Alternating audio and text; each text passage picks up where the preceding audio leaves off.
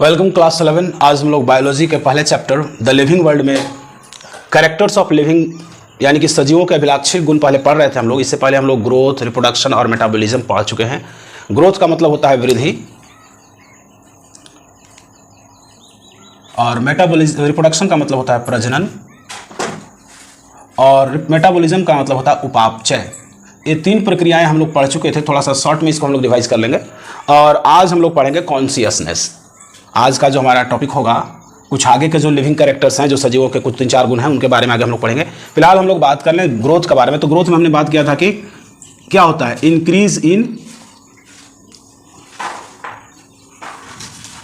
Shape, size and mass. Size और मास में increase होगा।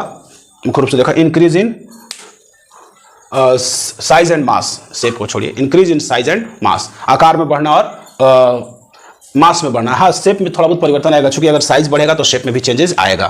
तो यहाँ increase in size and mass. और एक बात याद रखना है कि ग्रोथ जो है, लिविंग ऑर्गेनिज्म में जो ग्रोथ है, वो हमेशा या तो फॉर्मेशन ऑफ न्यू सेल्स के द्वारा होता है। It involves formation of new sales in living organism. Living organism की ग्रोथ की बात करें तो सबसे पहले तो ग्रोथ का फिजिकल जनरल परिभाषा है increase in size and mass. और ये increase in size and mass irreversible होता है, यानी कि ये बैक नहीं होगा। एक बार हो गया तो हो गया। हाँ, डीजेनरेट हो सकता है, अगर काफी दिन तक डाइटिंग कर लेंगे तो ऐसा हो सकता है, लेकिन कहा जा सकता है ग्रोथ क्या है, मुख्य रूप से increase in size and mass है। और याद रखिए कि लिविंग ऑर्गेनिज्म में जब भी ग्रोथ होगा तो फॉर्मेशन ऑफ न्यू सेल्स होगा या न्यू प्रोटोप्लाज्म होगा। अगर या तो हो सकता है कि नया सेल बन जाए, तो नया सेल बनेगा तो उसमें भी नया प्रोटोप्लाज्म बनेगा, या हो सकता है सेल का साइज बढ़ जाए और साइज बढ़ेगा तो भी उसमें एक्स्ट्रा प्रोटोप्लाज्म नया बनेगा। तो मुख्य रूप से फॉर्मेशन ऑफ न्यू सेल्स या न्यू प्रोटोप्लाज्म भी हो सकता है। तो इस तरीके से यहां पर ग्रोथ की बात करें, ग्रोथ अगर देखा जाए लिविंग ऑर्गेनिज्म में डिफाइनिंग कैरेक्टर तो है, लेकिन ग्रोथ नॉन लिविंग में भी होता है। ग्रोथ नॉन लिविंग में कैसे होता है आप देखिए, मुख्य रूप से देखिएगा, पहाड़ जो है, पर्वत, वोल्केनिक जो माउंटेन होता है, धीरे धीरे उसका हाइट बढ़ते जाता है। जब वो एक्टिव होता है तो क्या उसको हम लिविंग मान लें? तो ऐसा नहीं है। याद रखिए, जब भी ग्रोथ या तो न्यू सेल्स के फॉर्मेशन या न्यू प्रोटोप्लाज्म के फॉर्मेशन के साथ हो, तभी ये कैरेक्टर लिविंग माने, तभी हम कह पाएंगे कि ऑर्गेनिज्म लिविंग है। तो लिविंग को पहचानने के लिए केवल ग्रोथ काफी नहीं है, ग्रोथ के साथ साथ आपको यह भी देखना होगा कि ग्रोथ किस तरीके से हो रहा है। The way of growth is important to define, to identify whether the organism is living और नॉट। तो यहां पर ग्रोथ के मामले में बात की जाए तो सबसे पहले आपको ये तो देखना है ग्रोथ हो रहा है कि नहीं। तो ग्रोथ लिविंग और नॉन लिविंग दोनों में होता है। जैसे मान लिया जाए एक टीला, धीरे धीरे एक मिट्टी है, जमीन का हिस्सा है, मान लिया जाए एक जमीन है और इधर से उड़ के क्या हो रहा है, इधर का जमीन जो है उड़ उड़ करके यहां पे डिपॉजिट हो रहा है। हवा से डिपॉजिट होते तो क्या होगा, कुछ समय बाद इसका हाइट बढ़ जाएगा। क्या ग्रोथ मानेंगे? यहां से अपर्दन हुआ या हवा के द्वारा उड़ा करके मिट्टी इस जगह पे डिपॉजिट कर दिया गया, तो क्या होगा, यहाँ एक टीला बन जाएगा, हाइट बन जाएगा। तो क्या ये हाइट में ग्रोथ तो हुआ, साइज बढ़ा इसका? क्या हम इसको ग्रोथ कहेंगे? नहीं कहेंगे। क्यों नहीं कहेंगे? Increase in size and mass तो हुआ, लेकिन क्या नहीं हुआ, नया सेल नहीं बना या नया प्रोटोप्लाज्म नहीं बना। सो अगर हम बात करें ग्रोथ का तो कह सकते हैं growth along with the formation of new cells और protoplasm is the defining characters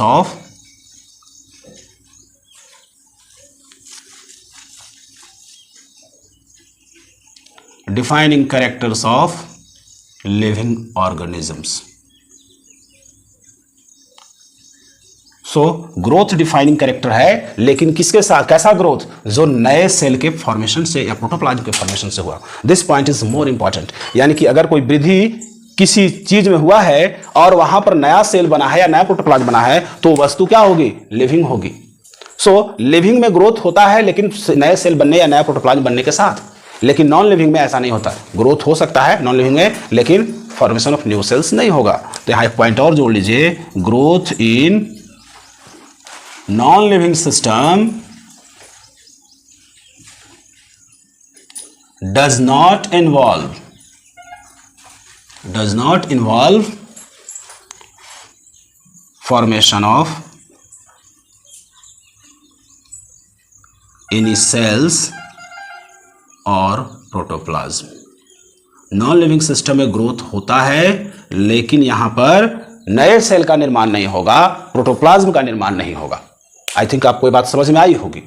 आगे हम लोग देखते हैं एक चीज और, ग्रोथ अगर हम देखें तो ऑर्गेनिज्म, अगर हम लिविंग ऑर्गेनिज्म की बात करें तो नया सेल बन रहा है, लेकिन ग्रोथ यूनिसेलुलर ऑर्गेनिज्म में हो सकता है, मल्टीसेलुलर ऑर्गेनिज्म में भी हो सकता है। तो क्या ग्रोथ जो यूनिसेलुलर और मल्टीसेलुलर में है वो एक ही तरह का है? आइए थोड़ा सा उसको भी हम लोग क्लियर कर लेते हैं। In multicellular organism growth normally occur through cell division और cell elongation। Multicellular organism में तो सिंपल प्रोसेस है, एक सेल डिवाइड किया, 2 सेल, 4 सेल, 8 सेल बनते गया, सेल डिवाइड करते गया, सेल की संख्या बढ़ती गई, या फिर सेल बड़ा होते गया, लार्ज होता गया, इससे भी साइज बढ़ा। नॉर्मल प्रोसेस है। तो यानी कि मल्टी सेलुलर ऑर्गेनिज्म में ग्रोथ सिंपल रूप से नॉर्मली होता है। लेकिन अगर यही हम बात करें इन यूनिसेलुलर ऑर्गेनिज्म में, इन यूनिसेलुलर ऑर्गेनिज्म, तो यहां का पूरा तो बॉडी एक सेल का बना है। जैसे मान लिया जाए अमीबा है, एक ही सेल है, पूरा बॉडी एक सेल है। ये जब तक ग्रो करेगा साइज में, तो यहां पे क्या हुआ, सेल इलोंगेशन हुआ, यहां तक तो ये ग्रोथ है। लेकिन जैसे ही सेल डिवाइड कर जाए,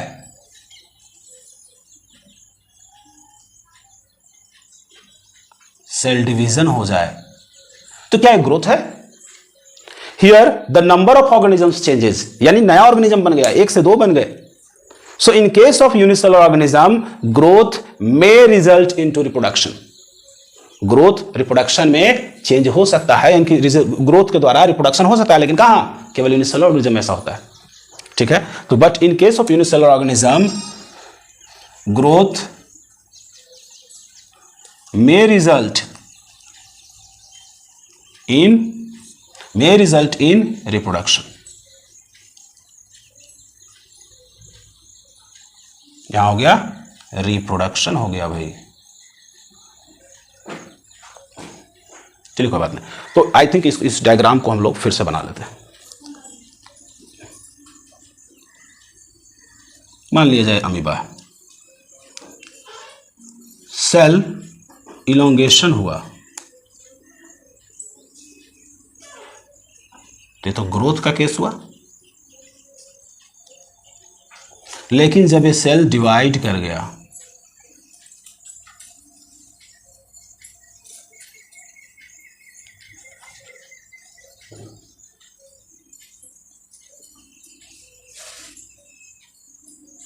तो ये हो गया रिप्रोडक्शन। तो याद रखिए हमेशा ग्रोथ नॉर्मल होता है मल्टीसेलुलर ऑर्गेनिज्म में, ग्रोथ के द्वारा मल्टीसेलुलर यानी बहुकोशिकीय, मल्टीसेलुलर का मतलब होता है बहुकोशिकीय जीवों में, बहुकोशिकीय जीवों में। तो बहुकोशिकीय जीवों में वृद्धि क्या होता है, वृद्धि से शेप एंड साइज बढ़ेगा और मास बढ़ेगा। यहां सेल डिवीजन क्या करेगा, यानी कोशिका विभाजन से सिर्फ और सिर्फ नई कोशिकाओं की संख्या बढ़ेगी, यानी कि द्रव्यमान बढ़ेगा और उनका आकार बढ़ेगा। ठीक है, लेकिन अगर हम बात करें यूनिसेलुलर ऑर्गेनिज्म में, तो अगर जब तक सेल इलोंगेशन, जब तक सेल का साइज बढ़ रहा है, एक ही सेल है, तो यहां से क्या होगा, ग्रोथ हो गया, यहां पर इंक्रीज इन मास हुआ, इंक्रीज इन साइज हुआ, साइज भी बढ़ा और द्रव्यमान भी बढ़ेगा। लेकिन जैसे ही डिवाइड कर गया तो क्या हो जाएगा, रिप्रोडक्शन का केस हो जाएगा, 2 अलग अलग ऑर्गेनिज्म बन जाएंगे। तो यानी कि इन यूनिसेलुलर ऑर्गेनिज्म यानी एक कोशिकीय जीवों में ग्रोथ रिप्रोडक्शन में भी बदल सकता है, ग्रोथ से रिप्रोडक्शन भी हो सकता है। तो here in case of unicellular organism growth and reproduction are taken as synonym. यहां पर ग्रोथ और रिप्रोडक्शन को पर्यायवाची शब्द कहा जा सकता है, ये दोनों एक दूसरे के पर्याय हैं। तो ग्रोथ एंड यानी कि वृद्धि एवं प्रजनन एक कोशिकीय जीवों में एक दूसरे के पर्याय हैं, यानी कि पर्यायवाची शब्द की तरह काम करते हैं, सिनोनिम की तरह काम करते हैं। बहुत ज्यादा अंतर नहीं है, बिल्कुल माइन्यूट अंतर है। जब तक इलोंगेशन हो रहा है ग्रोथ है, जैसे ही डिवाइड कर गया रिप्रोडक्शन हो गया। आई थिंक आपको समझ में आया होगा। आगे हम लोग थोड़ा सा रिप्रोडक्शन पे बात कर लेते हैं। दूसरा अभिलाक्षणीय गुण था रिप्रोडक्शन। रिप्रोडक्शन का मतलब होता है प्रजनन। अगर इसको हम डिफाइन करने की बात करें तो क्या है? Process of producing of springs by the organisms similar to them, यानी जीवों के द्वारा, सजीवों के द्वारा अपने जैसी संतान को उत्पन्न करने की प्रक्रिया ही रिप्रोडक्शन कहलाती है, इज कॉल्ड रिप्रोडक्शन। यानी सजीवों द्वारा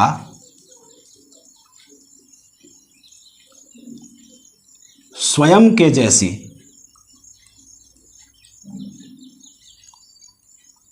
संतानों, स्वयं की जैसी संतान उत्पन्न करने की प्रक्रिया प्रजनन कहलाती है।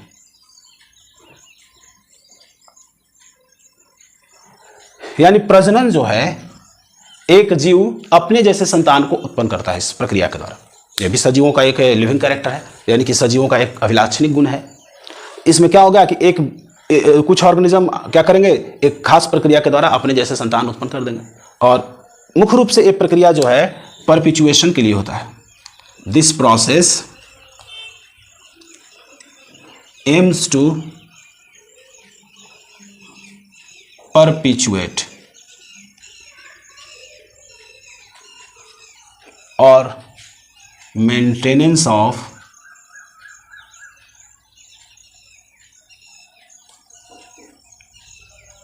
their species।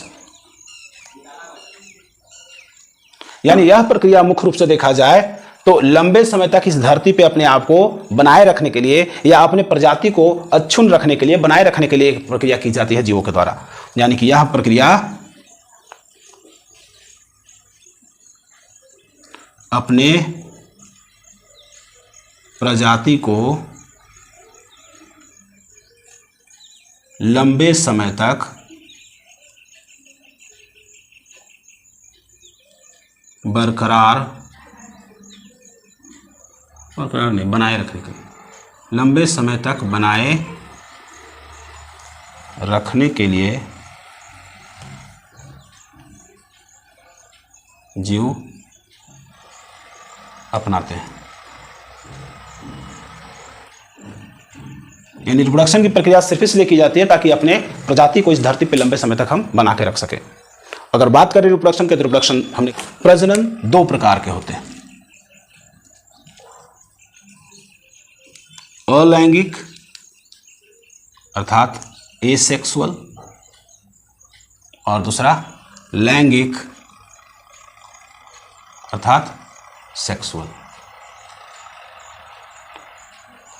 अलैंगिक की बात करें, ओनली वन पेरेंट इन्वॉल्व। अलैंगिक प्रक्रिया में केवल एक ही पेरेंट, एक ही जनक जो होगा क्या करेगा, संतानोत्पत्ति कर लेगा। यानी केवल एक जनक संतान उत्पन्न कर लेता है।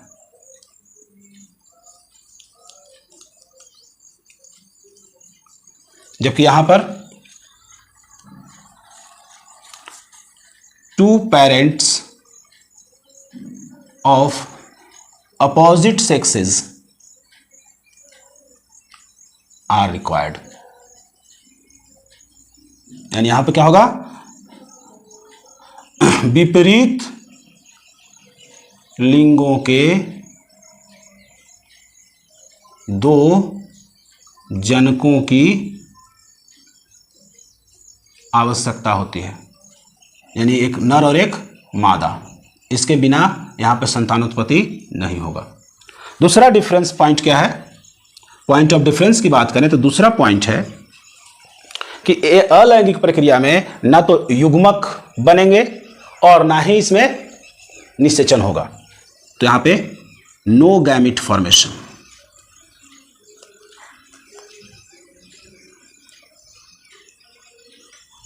कोई युग्मक नहीं बनता। और यहां पर नो,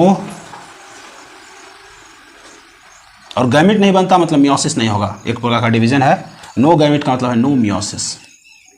एक प्रकार का कोशिका विभाजन है मियोसिस, जिससे गैमेट बनता है। तो जब गैमेट नहीं बना तो मियोसिस भी नहीं होगा। और यहाँ पर जब गैमेट नहीं बना तो फर्टिलाइजेशन भी होगा नहीं होगा, नो फर्टिलाइजेशन, क्योंकि बिना गैमेट बने उनका फ्यूजन कैसे होगा, यानी निषेचन नहीं होता। तो जब गैमेट ही नहीं बना तो निषेचन कहाँ से होगा। ठीक इसके विपरीत यहाँ पे गैमेट्स आर फॉर्म्ड, गैमेट बनेगा, और गैमेट बनने का मतलब है कि मियोसिस होगा, मियोसिस अकर। इसके अलावा यहाँ तीसरा जो अंतर है, यहाँ पर फर्टिलाइजेशन नहीं होता, यहाँ फर्टिलाइजेशन होगा।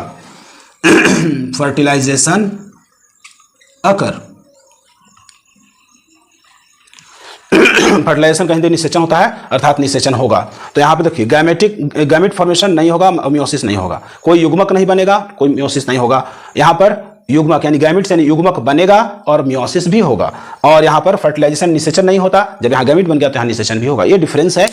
अलैंगिक और लैंगिक प्रजनन में दो डिफरेंसेस है, तीन डिफरेंसेस है इनफैक्ट। पहला है अलैंगिक में एक ही जनक जो है संतान उत्पन्न कर देता है, यहाँ दो अलग अलग लिंगों के जनकों की आवश्यकता होगी, एक नर और एक मादा। दूसरी बात, यहाँ पर अलैंगिक जनन में गैमेट्स के निर्माण की जरूरत नहीं है, यानी कि गैमेट्स यानी कि युग्मक का निर्माण की आवश्यकता नहीं है। और युग्मक नहीं बनेगा तो क्या, युग्मक जिस प्रक्रिया से बनता है, जिस कोशिका विभाजन से बनता है, उसको हम मियोसिस कहते हैं। तो जब युग्मक ही नहीं बना तो मियोसिस भी नहीं हुआ, जबकि यहाँ पर युग्मक बनेगा और मियोसिस भी होगा। और यहाँ पर जब युग्मक नहीं बना तो उनका क्या, संलयन होगा। जब संलयन नहीं होगा तो युग्मकों के संलयन को हम निषेचन कहते हैं। तो जब युग्मक नहीं बनेगा तो निषेचन भी नहीं होगा। फ्यूजन ऑफ गैमेट्स या फिर संलयन किसका, युग्मकों का। यहाँ पर फर्टिलाइजेशन होगा, क्योंकि यहाँ युग्मक बना है तो युग्मकों का संलयन भी होगा, अर्थात फ्यूजन भी होगा। तो ये डिफरेंसेस है लैंगिक और अलैंगिक में।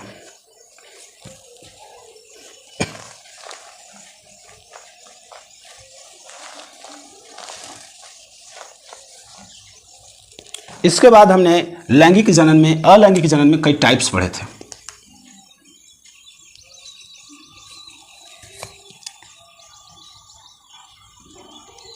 बाइनरी फिजन, द्विखंडन, बडिंग,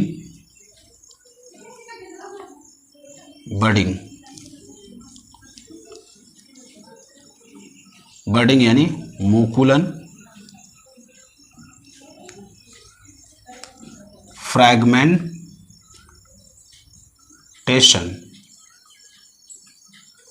विखंडन,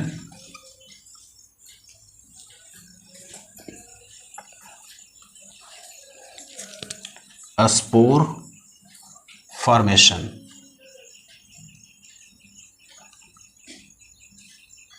बीजाणु निर्माण,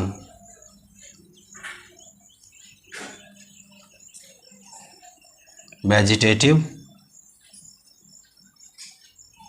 propagation,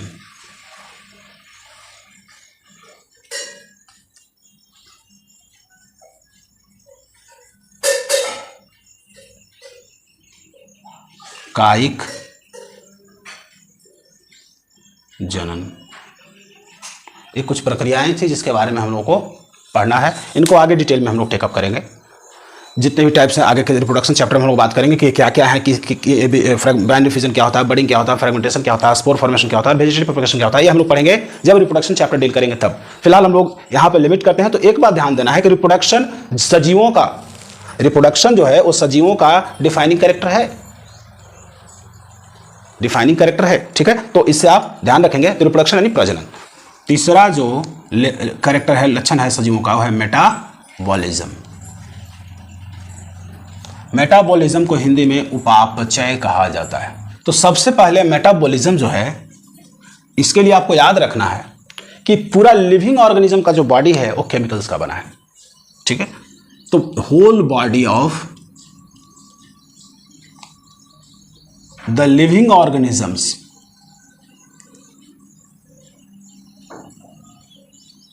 are made up of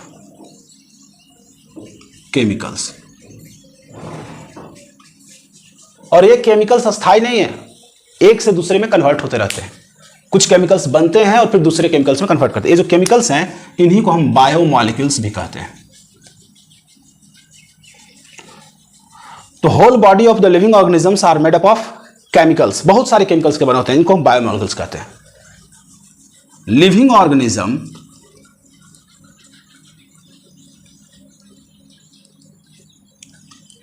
constantly experience synthesis of these chemicals and conversion of one chemical into another।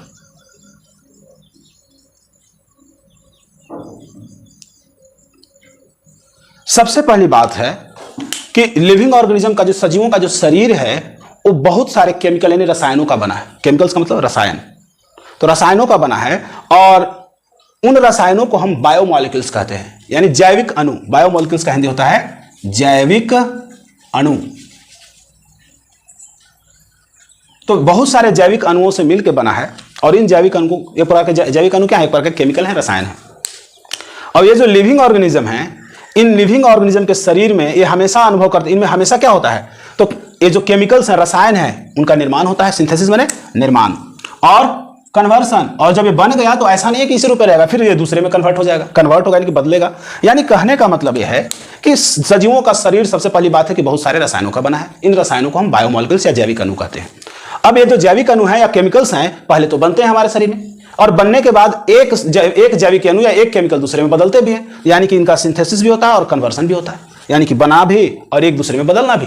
अब बनना और बदलना, रसायन बन रहा है और रसायन एक से दूसरे में बदल रहा है, इसका मतलब है कि रसायन बना, उस समय भी नया पदार्थ बना, और रसायन एक से दूसरे में कन्वर्ट हुआ, यानी कि एक रसायन से दूसरा नया रसायन बना, तो नया उत्पाद वहां भी बना।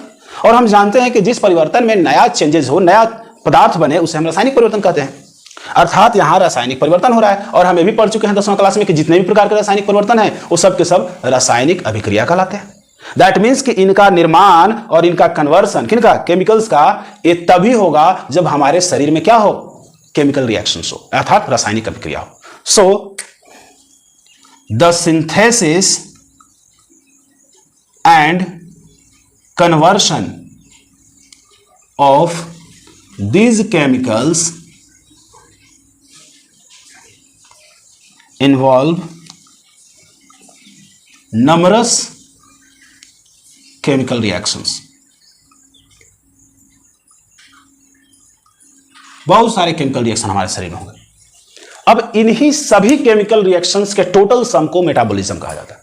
यानी हमारे शरीर में जितनी भी प्रकार की रासायनिक प्रक्रियाएं हो रही है, रासायनिक अभिक्रियाएं हो रही हैं, वो सब मेटाबॉलिज्म है। All the chemical processes, all the chemical reactions taking place in the body of living organism is called metabolism।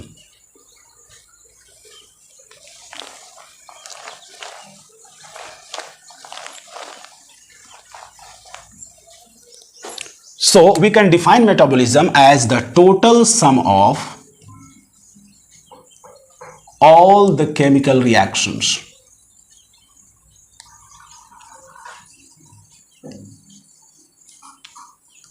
taking place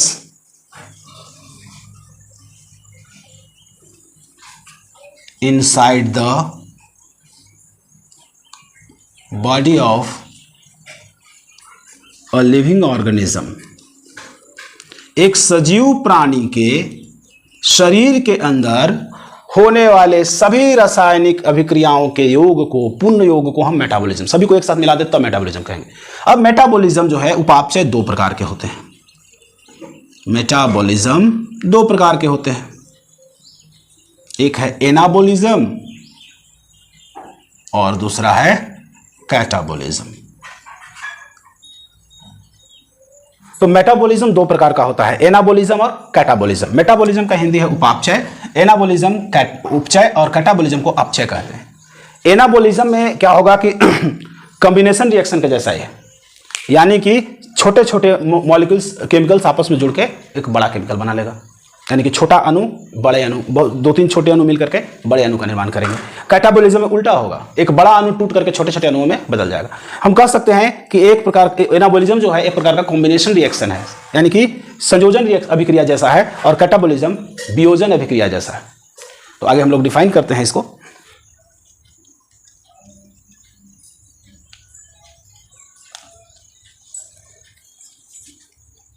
metabolic process, anabolism एक प्रकार का मेटाबॉलिक प्रोसेस है दैट इन्वॉल्व्स, जिसमें शामिल है, जिसमें होता है, क्या होता है, दैट इन्वॉल्व्स सिंथेसिस ऑफ, निर्माण, synthesis of large molecules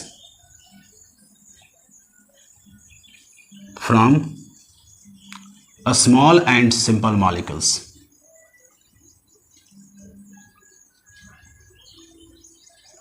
example के तौर पे अमाइनो एसिड्स, बहुत सारे संख्या में अमाइनो एसिड्स के एन मॉलिक्यूल्स, बहुत सारे, n is a very large number, मिल करके बनाते हैं प्रोटीन्स।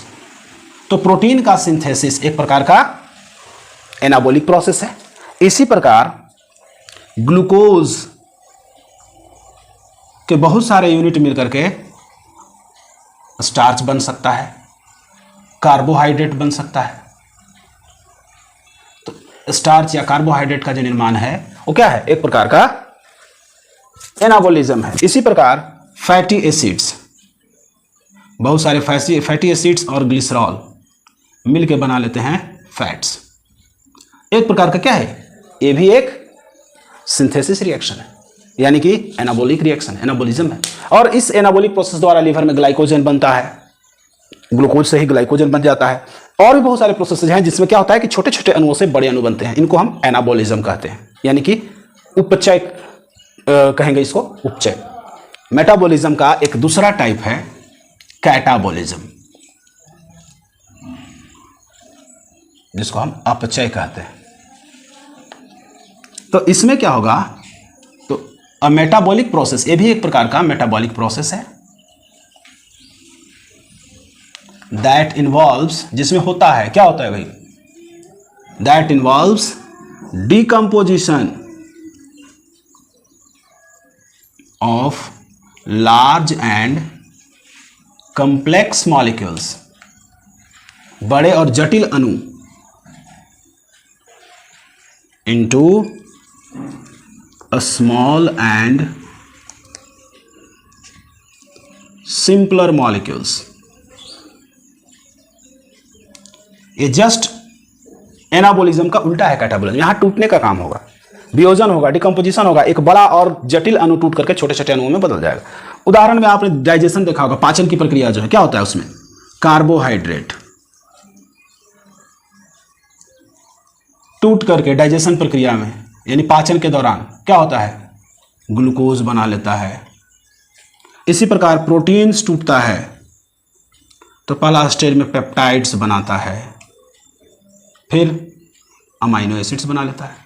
तो सब क्या है, टूटने की प्रक्रिया है, डाइजेशन में हो रहा है। इसी प्रकार रेस्पिरेशन में ग्लूकोज टूट जाता है CO2 और H2O में। तो कहने का मतलब बहुत सारे प्रोसेसेस हैं जिनमें बड़े अणु टूट के छोटे छोटे अणु बदलते हैं, इन्हें हम कैटाबॉलिक प्रोसेस कहते हैं। तो एनाबोलिज्म का एग्जाम्पल आप याद रखेंगे, फोटोसिंथेसिस, जिसमें कार्बन डाइऑक्साइड और वाटर से क्या बनता है, ग्लूकोज बनता है।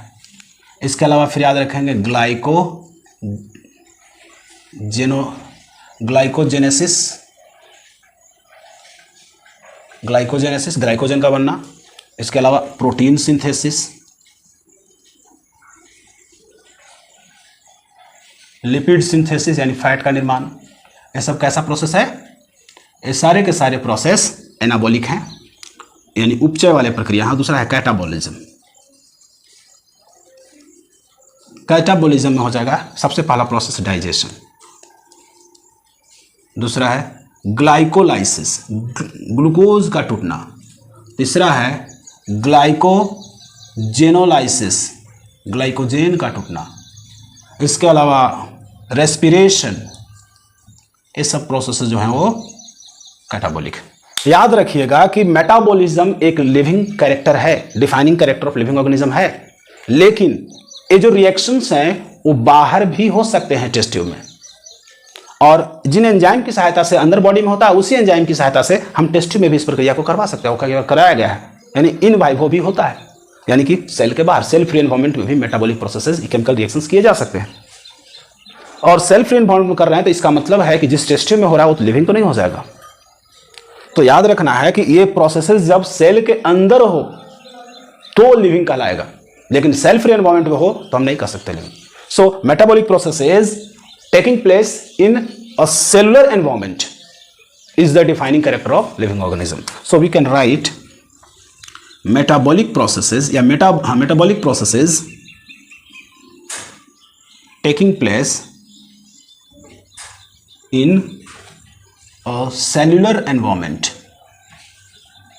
In a cellular environment is the defining character of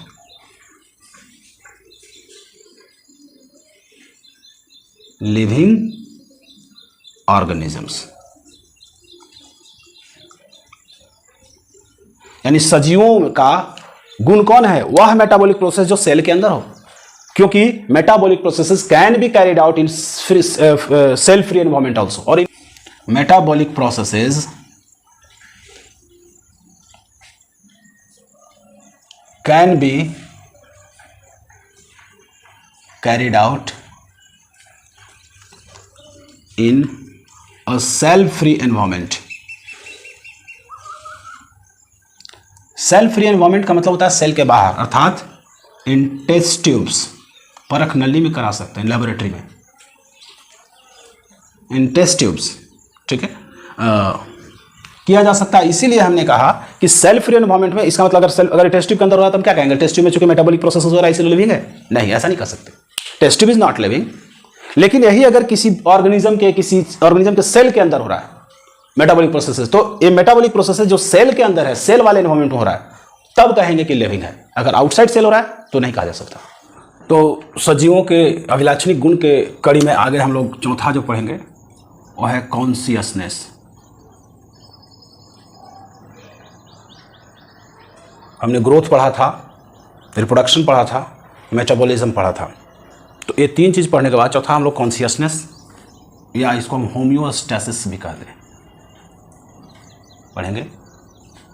इसका मतलब है सजगता। तो लिविंग ऑर्गेनिज्म सजग होता है, अर्थात इसका मतलब क्या है? इसका मतलब है कि वो अपने आसपास के सराउंडिंग्स के बारे में वो अच्छे तरीके से जानता है। He is aware of their surroundings.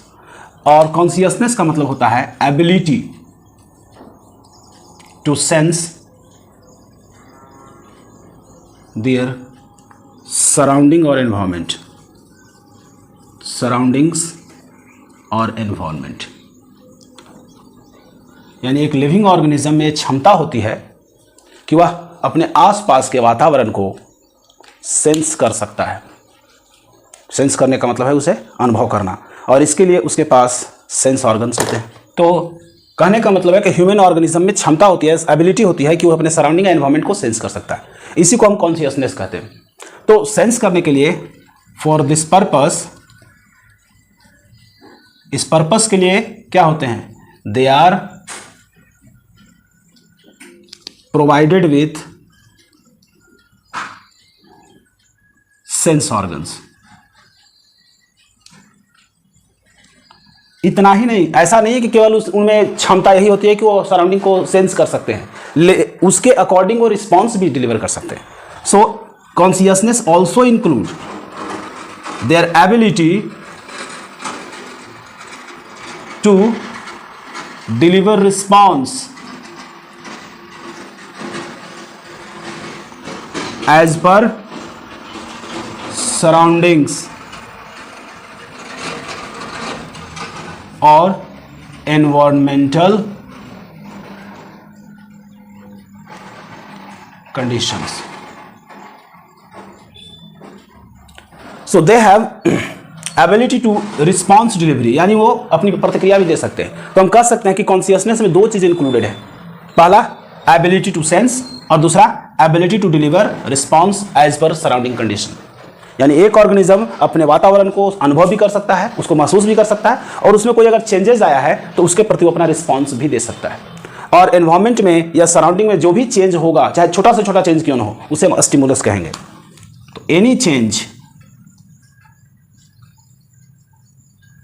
In environment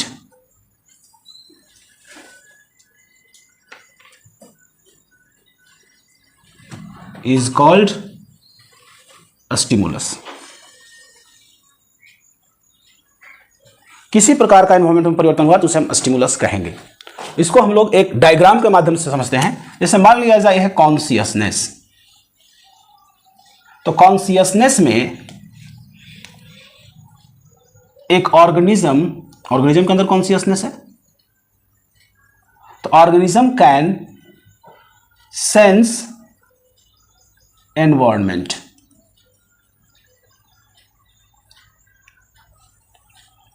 या surrounding.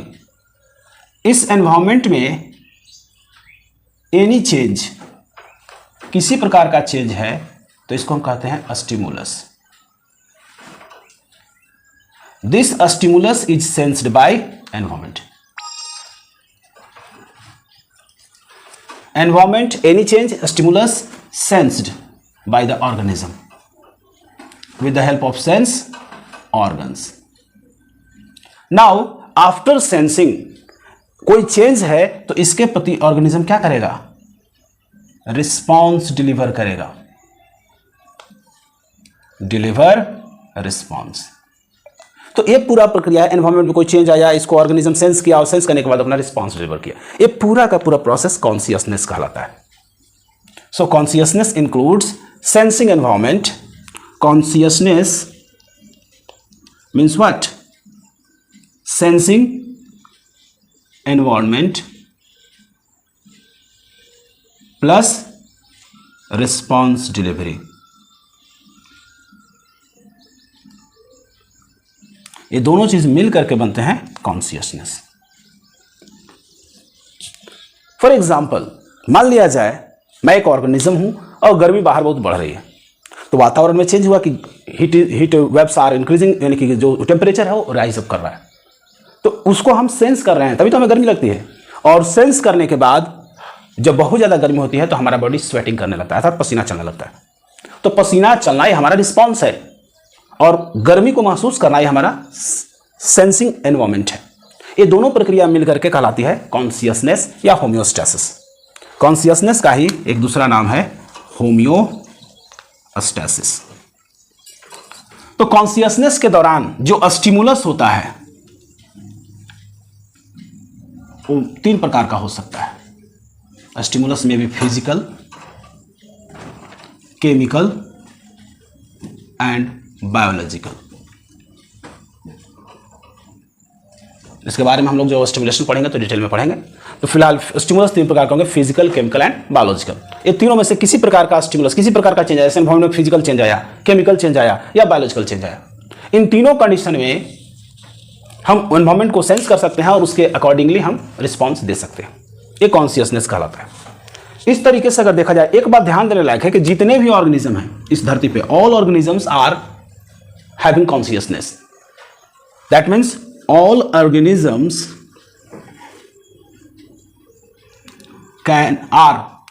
organisms are aware about their surroundings। सभी ऑर्गेनिजम्स अपने सराउंडिंग को जानते हैं, समझते हैं अच्छी तरीके से, भले भांति परिचित है वो कि सराउंडिंग में क्या क्या परिवर्तन आएगा तो क्या डिलीवर करना है रिस्पॉन्स के रूप में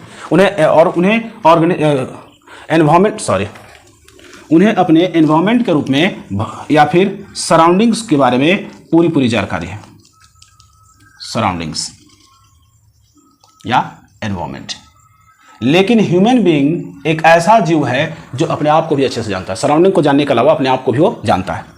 तो human being is the only organism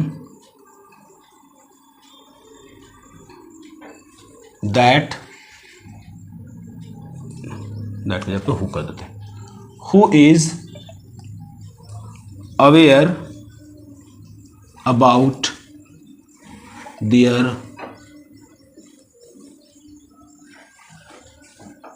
about his environment as well as himself.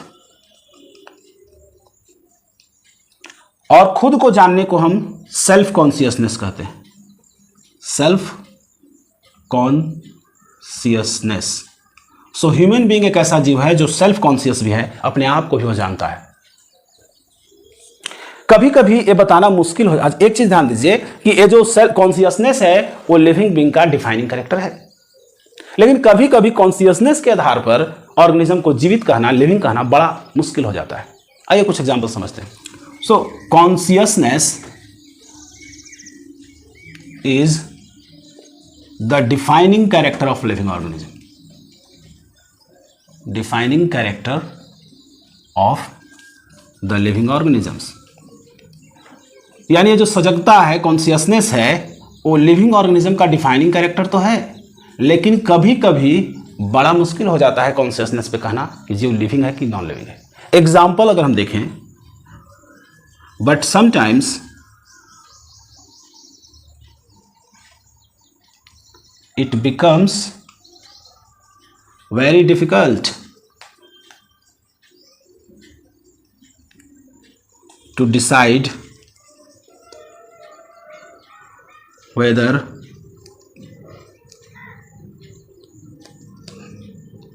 the system is living or not on the basis of consciousness.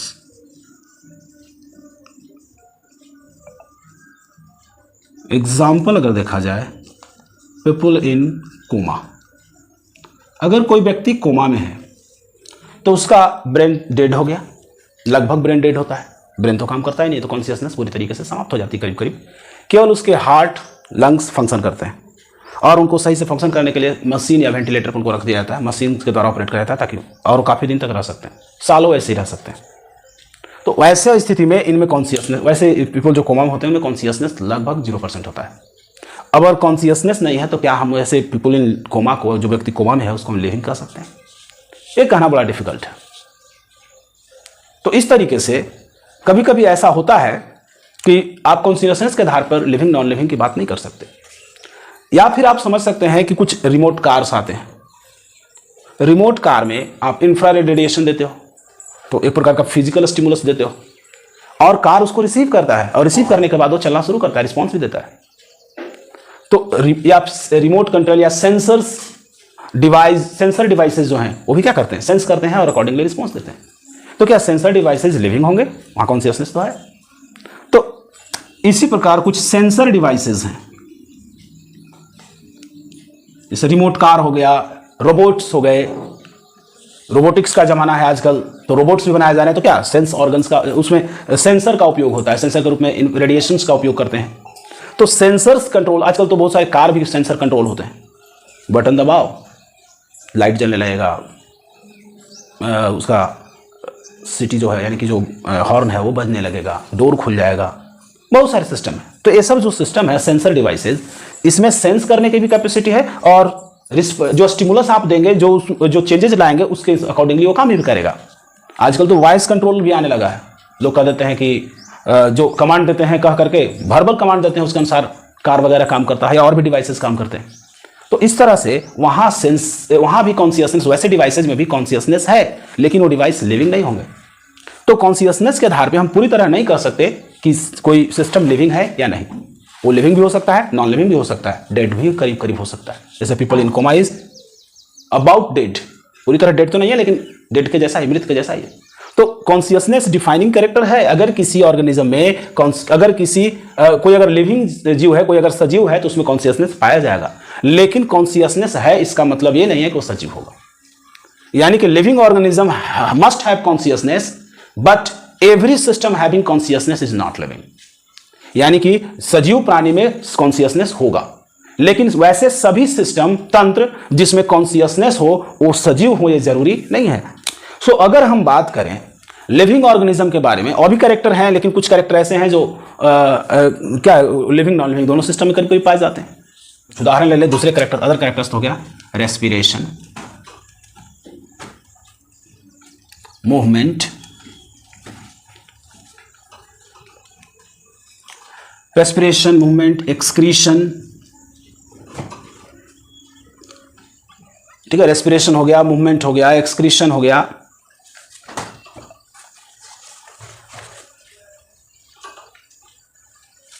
तो ये सब कुछ कैरेक्टर है, रेस्पिरेशन, मूवमेंट, एक्सक्रीशन, ये सब जो कैरेक्टर, या ट्रांसपोर्टेशन या सर्कुलेशन भी कह सकते हैं, ट्रांसपोर्टेशन या सर्कुलेशन, ये सब कुछ कैरेक्टर हैं लिविंग बीइंग में और नॉन लिविंग सिस्टम में पाए जाते हैं। रेस्पिरेशन का मतलब हो गया श्वास, जनरल मीनिंग हुआ हवा अंदर लेना और बाहर लेना, बाहर छोड़ना, यानी हवा को आप इनहेल कर रहे हैं और एक्सहेल कर रहे हैं, यानी एयर को इनसाइड लेना और आउटसाइड छोड़ना, यही है रेस्पिरेशन। वैसे रेस्पिरेशन का बहुत ही डीप मीनिंग है, तो सिंपल ब्रीदिंग है, लेकिन ये जो सिस्टम है रेस्पिरेशन, हम जो बाहर से देखते हैं रेस्पिरेशन का जो विजिबल पार्ट है वही तो है, हवा अंदर लेना और बाहर छोड़ना। तो इस तरीके से एयर को इनहेल करना और एक्सहेल करना रेस्पिरेशन है। और ये काम लोहार का भाती भी करता है, जिससे हम लोग क्या करते हैं, आग को धधकाते हैं और उसमें लोहा को तपाते हैं, तपा करके ठोकते हैं। उसके बाद अगर मूवमेंट की बात करें, गति, एक जगह से दूसरी जगह चलना, चेंज इन पोजीशन, या चेंज इन पोजीशन नहीं तो कम से कम पार्ट्स का मूवमेंट, पार्ट्स का डिस्प्लेसमेंट हो जाए, बॉडी पार्ट्स का, तो भी मूवमेंट में आएगा। तो मूवमेंट तो बहुत सारे कार्स भी करते हैं, बहुत सारे ट्रांसपोर्ट व्हीकल्स भी करते हैं, साइकिल भी मूव करता है, वो लिविंग तो नहीं होगा। इसी प्रकार एक्सक्रीशन की बात करें तो एक्सक्रीशन एक ऐसा कैरेक्टर है जो लिविंग सिस्टम में पाया जाता है। तो एक्सक्रीशन का मतलब क्या होता है, वेस्ट मटेरियल का रिमूवल करना, और ट्रांसपोर्टेशन एक जगह से दूसरी जगह मूव करना।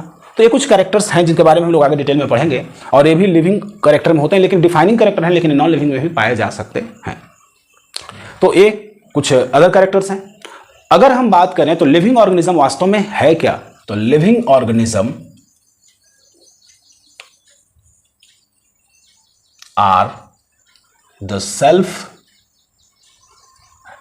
replicating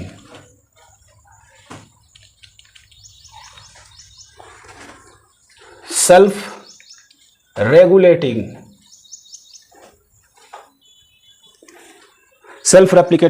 regulating इवॉल्विंग, यानी कि वो इवॉल्व भी कर रहा है, इवॉल्विंग समय के साथ वो विकास करेगा।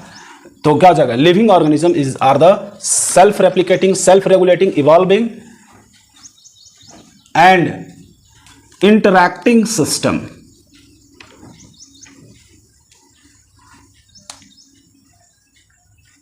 which are capable of sensing a stimulus and deliver response। सो हम कह सकते हैं कि लिविंग ऑर्गेनिज्म क्या है, तो लिविंग ऑर्गेनिज्म सेल्फ रेप्लिकेटिंग है। सेल्फ रेप्लिकेटिंग का मतलब है रिप्रोडक्शन कर सकता है, अपने जैसा कोई दूसरा जीव बना सकता है। सेल्फ रेगुलेटिंग यानी कि अपने आप को क्या कर सकता है, कंट्रोल में रख सकता है, अपने अंदर के सारी प्रक्रियाओं को नियंत्रित करता है खुद ब खुद। इवॉल्विंग समय के साथ वो एनवायरमेंट से और ज़्यादा एडेप्ट, संतुलित हो जाता है, उसको एडेप्ट करते जाता है। और इंटरैक्टिंग सतत क्या करता है, अपने एनवायरमेंट के साथ इंटरैक्ट करता है, प्रतिक्रिया करता है, और क्या करता है, स्टिमुलस को सेंस करता है और रिस्पांस डिलीवर करता है। ये लिविंग ऑर्गेनिज्म का एक शॉर्ट सा डेफिनेशन कह सकते हैं। तो आज के लिए इतना ही। अगर आपको वीडियो पसंद आया तो लाइक करें, शेयर करें, सब्सक्राइब करें। धन्यवाद।